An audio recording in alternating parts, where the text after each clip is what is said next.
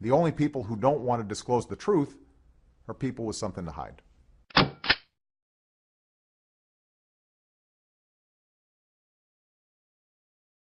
I want to introduce you to a very interesting person. Over a year ago, WND.com did a story about Barack Obama's Social Security number. And the source of that story is a private investigator from Ohio. Her name is Susan Daniels.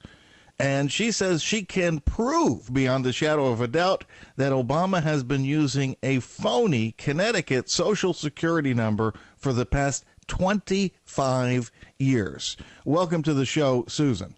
Oh, thank you, Joe. So I appreciate you having me on. Well, tell us how you got into this as a, licensed private investigator from Ohio. What made you curious about Barack Obama's Social Security number? Well, the thing that got me thinking was the emergencies about the TARP money, the stimulus money, and where I saw it was going. And one of my clients said to me, I'm not happy about this situation. Why don't you see if you can find anything on him? Never dreaming that I would be able to, since he was already president, I accessed some of the databases that I can go to because I'm licensed. And here up pops a Connecticut Social Security number for him.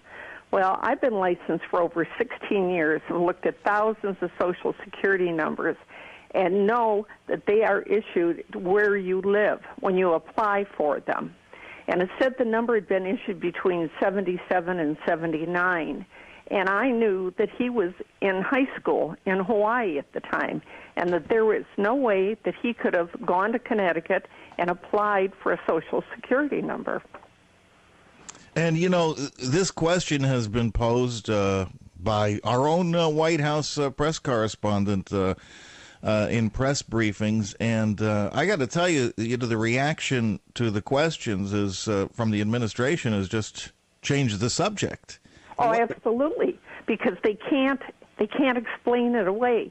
They have made pitiful attempts, but they cannot explain it away. There would have to be a card that he filled out with the Social Security Administration for him to have that number. Or one of his parents? Or it could have been one of his parents, but his mother was in Indonesia at that time, and his father was in Africa. And there are no records of him ever having lived or worked in Connecticut. Well, we have, with the help of some other people, we have nailed down the exact time frame when he would have had to have gotten it. And it will be the last 2 weeks of March in 1977. The reason I know that and can prove it is because the person with the number directly in front of his and his number ends in 25. Obama's does. I have the records for 24 and 29. I was able to get these because these people are both dead, and once you die, there is no expectation of privacy. So these documents came directly from the Social Security Administration, and their numbers were issued in in the end of March in 77.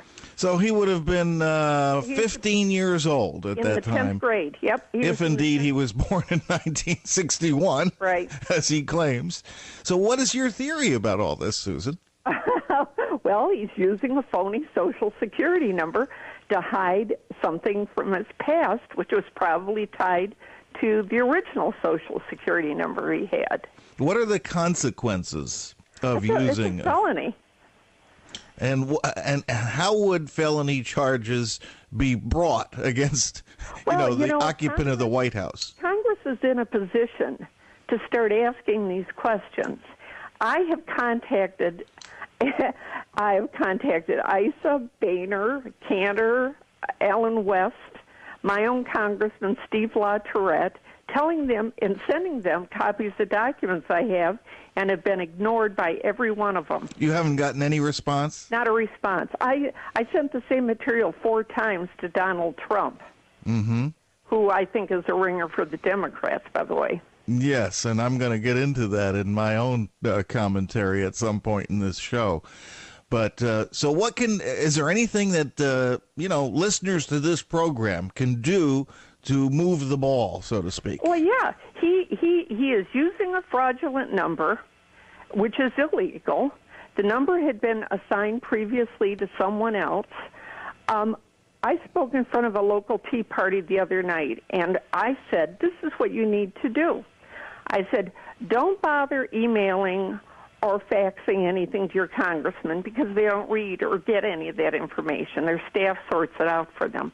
Call and leave a message and insist that the congressman ask that an investigation be started, and if he is reluctant to do so, that you will never vote for them again. Mm-hmm. Because that's the biggest fear they have of losing that cushy job. Susan, have there been any consequences for you in raising the visibility of this story? Have you any bad results? Have you heard from anybody in the administration or anybody keeping tabs on you? Well, the only interesting thing is at the end of March, I sent letters to both Holder at the Department of Justice and Astro at the Social Security Administration, telling them they had a responsibility to the people in this country to look into why he's got this Connecticut Social Security number, because they're issued by the address you live at when you apply for them. And I got a letter back about 6 weeks later from one of Astro's minions saying, we disagree with your conclusions.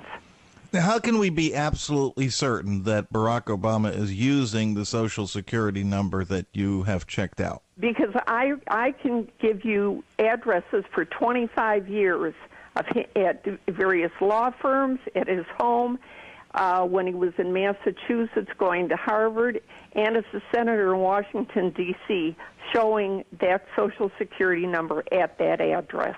You know what's kind of interesting about this and kind of plunges it right back into the news again is this week, Barack Obama threatened to withhold Social Security checks from senior citizens if he doesn't get a deal on the debt limit that he likes. Have you ever seen a bigger bully than him? Ever? He thought, I'm pretty sure that whoever is his handlers never told him to say anything like that, because that is beyond stupid. Social Security funds are totally separate from the government money. He can't do anything about that, but he's trying to scare the old people into pressuring their congressman, and he should be ashamed. Well, Susan Dennis, I can tell you I personally appreciate you stepping forward on this, because I know that you certainly don't have anything to gain as a private investigator in Ohio, blowing the whistle on the guy. I can't call him the president, but I call him the occupant of the White House. And please keep us posted on any developments that occur here. If you hear back from any of these investigators, any members of Congress and so forth, and I can tell you that we will continue, as I'm sure you know, to push the envelope on this story, just as we did with the birth certificate for almost 3 years. Yeah, well, I really appreciate the fact that WorldNet Daily wrote about this, because Jerry Corsi was the first person that listened to me. Let me ask you this.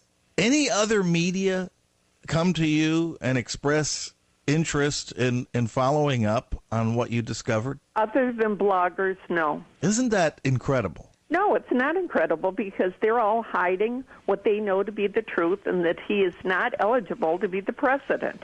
And to tell you the truth, I can't wait to see Nancy Pelosi in an orange jumpsuit. Well, thank you, Susan Daniels. We appreciate you, and keep us posted. You know how to get in touch with me if you need me. Yes, I do, and thank you, Joseph, for having me on. The only people who don't want to disclose the truth are people with something to hide.